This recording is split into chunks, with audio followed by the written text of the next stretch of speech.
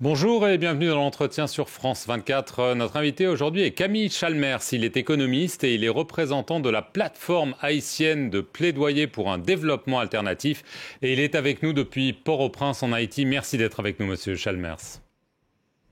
Merci de l'invitation. Bonjour France 24. Alors, crise politique, crise sécuritaire et désormais crise sanitaire avec le retour du choléra. Face à ces multiples crises, le secrétaire général des Nations Unies, Antonio Guterres, appelle ce dimanche à l'envoi d'une force internationale en Haïti, ce qui fait suite à une demande du Premier ministre Ariel Henry. Votre réaction à la possibilité d'envoi d'une force internationale en Haïti ? Bon, notre réaction, c'est d'abord un sentiment d'indignation sur le fait qu'il y a une incompréhension totale et une instrumentalisation de la crise haïtienne, puisque nous avons vécu récemment, depuis 1993, 10 missions successives des Nations Unies, et toutes ces missions, en dépit des moyens très importants qui ont été mis à leur disposition, ont échoué. Et non seulement ont échoué, mais en plus ont aggravé la nature de la crise sociétale en Haïti, ont contribué à affaiblir les institutions étatiques, ont renforcé la dépendance du pays par rapport à l'extérieur et on a plongé le pays dans une situation catastrophique aujourd'hui.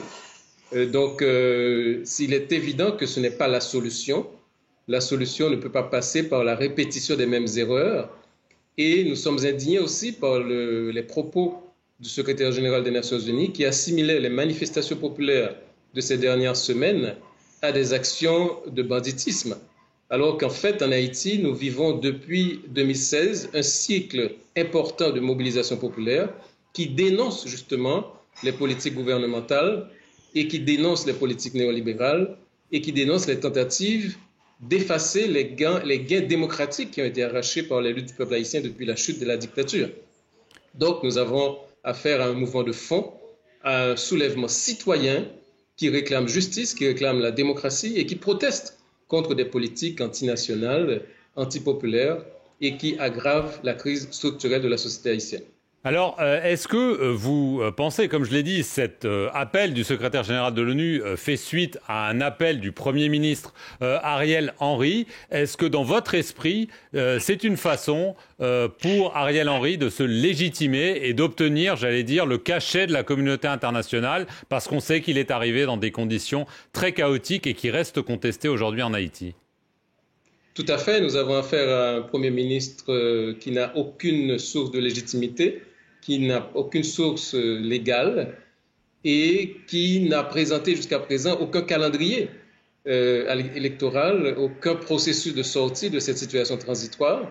Donc nous sommes en présence d'une situation tout à fait hors constitution, inacceptable, et c'est justement ce genre de situation que le peuple haïtien a toujours rejeté depuis les grands mouvements populaires de 86. Nous ne voulons pas être dirigés par un système autocratique où toutes les décisions sont prises par une personnalité, n'est-ce pas, qui aujourd'hui est à la fois Premier ministre et Président de la République et qui ne répond à aucune question puisqu'il n'y a pas d'institutions comme par exemple le Parlement, les institutions judiciaires qui pourraient questionner ces politiques. Donc justement, on nous a imposé pendant les 15 derniers mois un système politique qui est un retour à l'autocratie et un retour justement vers tout ce que le pays a rejeté et qui constitue un frein à la constitution, à la construction démocratique en Haïti et un frein pour l'émergence d'un plan de sortie de crise qui permettrait justement de résoudre les problèmes de fond de la société haïtienne. Alors, le secrétaire général de l'ONU dénonce aussi ce qu'il appelle les bandes criminelles qui ont pris le contrôle d'infrastructures stratégiques, le port de Port-au-Prince, le principal terminal de carburant du pays à Vareux. Est-ce que pour vous, ce sont de véritables gangs criminels ou est-ce que c'est un petit peu autre chose ? Bon, nous avons affaire effectivement à beaucoup de gangs criminels. Et c'est quelque chose qui s'est renforcé au cours de ces derniers mois.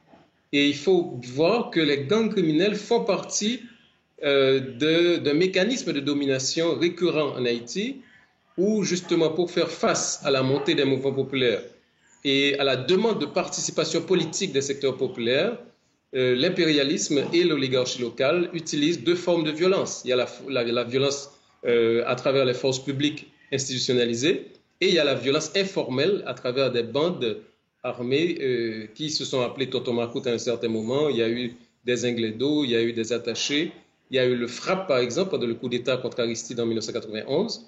Et ces bandes paramilitaires sont financées, sont entretenues par des forces économiques et politiques en Haïti. Et dans le cas de la conjoncture actuelle, il est clair qu'il y a une articulation politique, mais presque organique, entre le pouvoir central et ces bandes armées. Nous avons vu, par exemple, quand, dans la conjoncture de novembre-décembre 2021, quand le gouvernement a voulu monter le prix des carburants, on a utilisé les gangs pour justement créer une rareté artificielle de carburant et passer à une augmentation significative.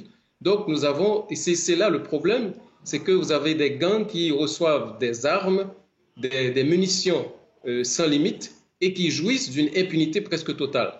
Donc, la solution à ce problème, c'est justement de couper ce lien organique entre le pouvoir central et les gangs paramilitaires.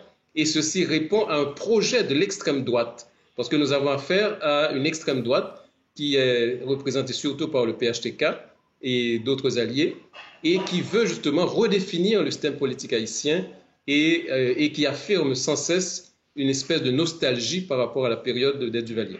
Mais là, quand même, vous dites des choses très graves. C'est-à-dire que vous dites que le pouvoir, donc sa figure de proue en ce moment, c'est le Premier ministre Ariel Henry, utilise sciemment ces gangs qu'il dit combattre par ailleurs à des fins politiques. C'est extrêmement grave, quand même, ce que vous dites. Oui, c'est grave et c'est vrai. Et en fait, au cours des dernières années, on a eu une quantité de faits, une quantité de documents, une quantité de preuves qui montrent les relations étroites qui existent entre le PHTK et les bandes paramilitaires. Le Sénat de la République a sorti des rapports là-dessus. On a vu par exemple une quantité d'appels téléphoniques entre un des sénateurs représentant le PHTK au Sénat et un chef de bande de l'Artibonite. Donc il y a des preuves accablantes. Et la conjoncture actuelle semble montrer justement qu'il y a une instrumentalisation de cette violence criminelle à des fins politiques pour conforter le pouvoir du PHTK et justifier aussi une intervention militaire qui, dans les différents cas que nous avons vécus ces dernières années, a toujours fait alliance aux forces les plus rétrogrades et les plus antidémocratiques de la nation. Donc si je suis votre raisonnement, les Nations Unies, donc j'imagine les États-Unis, la France, le Canada, des pays qui se sont toujours occupés d'Haïti, font sciemment, ou peut-être parce qu'ils ne se rendent pas compte, le jeu des gangs en soutenant visiblement le pouvoir en place. Tout à fait. Et c'est ça justement qui justifie l'indignation collective du peuple haïtien. C'est que malgré le fait que, par exemple, Jovenel Moïse s'était montré quelqu'un qui méprisait complètement les institutions démocratiques, qui a détruit le Parlement, qui a essayé de détruire le pouvoir judiciaire, qui a essayé d'instrumentaliser la Cour des comptes, Jovenel Moïse a toujours bénéficié d'un appui inconditionnel de l'impérialisme des États-Unis, du Canada et de beaucoup de forces au niveau international. Et c'est justement là le problème, c'est que nous avons affaire à une alliance entre ces forces rétrogrades et ce qu'on appelle la communauté internationale, qui a une lecture totalement erronée de la crise haïtienne et de ce qu'il faut faire pour aider le peuple haïtien à résoudre cette crise. Qui a tué Jovenel Moïse ? Jusqu'à présent, il n'y a aucun élément qui permet d'affirmer avec certitude qui a commandité ce crime. Ce qui est certain, c'est que nous avons une implication des secteurs mafieux, une implication des circuits liés à la drogue, et une implication aussi des mercenaires colombiens qui sont liés en général au circuit des agents secrets américains. Donc, ce qui est certain, c'est que c'est un crime qui a été accompagné par de nombreuses complicités et qui sont liées justement aux luttes politiques internes du PHTK. Dernière question, Camille Chalmers. Étant donné le panorama qu'on vient de dresser, à ceci se rajoute dernièrement le retour du choléra. Est-ce que vous craignez une véritable explosion de violence en Haïti et des troubles vraiment sérieux ? Oui, nous sommes effectivement dans une conjoncture très, très compliquée, très complexe. et où le peuple haïtien est en train d'être asphyxié, n'est-ce pas? Nous avons perdu tous les droits fondamentaux et aujourd'hui, on n'a presque plus le droit de se déplacer à l'intérieur de Port-au-Prince. Et je pense que, effectivement, cette situation génère des conflits multiples, des affrontements multiples. Et évidemment, il faut dénoncer, il faut décanter ce qui est l'action des gangs paramilitaires et l'action démocratique, citoyenne de la mobilisation populaire qui réclame justement un changement de système, qui réclame une transition de rupture qui permettrait de faire la lumière sur les crimes qui ont été commis, sur les crimes financiers et de définir un système politique qui soit à la hauteur des aspirations du peuple haïtien. Donc aujourd'hui, nous sommes en présence d'un gouvernement qui n'a plus le contrôle du territoire, un gouvernement qui justement s'est allié aux forces mafieuses contre la population. Et aujourd'hui, on réclame la démission de ce Premier ministre et la mise en place d'un régime de transition de rupture qui permettrait justement de réorganiser les appareils de l'État et de donner un autre sens à l'action publique qui aujourd'hui est totalement tergiversée dans le sens des intérêts contraires à la nation haïtienne. Camille Chalmers, merci beaucoup d'avoir répondu aux questions de France 24 depuis Port-au-Prince en Haïti et merci à vous d'avoir suivi cet entretien sur nos antennes. Chaque semaine, entrez dans les coulisses des batailles économiques. Au cœur de la guerre économique, Ali Laïdi décrypte avec son invité les stratégies commerciales des entreprises et des États, là où tous les coups sont permis. L'entretien de l'intelligence économique, présenté par Ali Laïdi. À voir sur France 24 et sur france24.com.